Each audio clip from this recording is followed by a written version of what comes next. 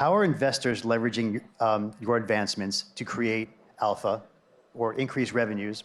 As I've been in life sciences for the last 15 years, one of the interesting dynamics that we are seeing is that, and again, these are my opinions, not the opinions of the company, just as a disclaimer, that blockbuster drugs are starting to wind down. I mean, if you look at your Lipitor and your Viagra's of the likes in the 2000s, you're seeing less and less of that happening. And so what the big pharma companies are now trying to do is get into more specialized areas. And we're seeing a trend where the oncology and immunology aspects of what we call as the therapeutic areas are becoming more prevalent.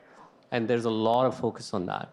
At J&J, we're focusing on about 70 product launches. And out of that, 90% of them are in the oncology and immunology space. And with that, like I talked about before, that the complexity of this treatment of diseases is also becoming more and more obvious to all of us. So the way we are starting to think about this is, okay, how do we target the right sort of customers? Again, it's more around accounts. Healthcare accounts is what we are going after.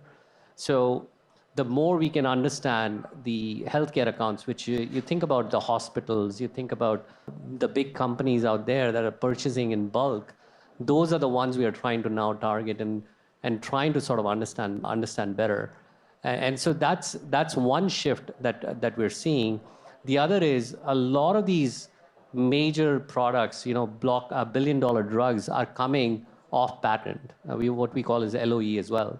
And you see that in 2025, going into 2026 onwards, these product launches, hopefully, that we're looking to have will offset the loss of revenues that we're going to see from these drugs.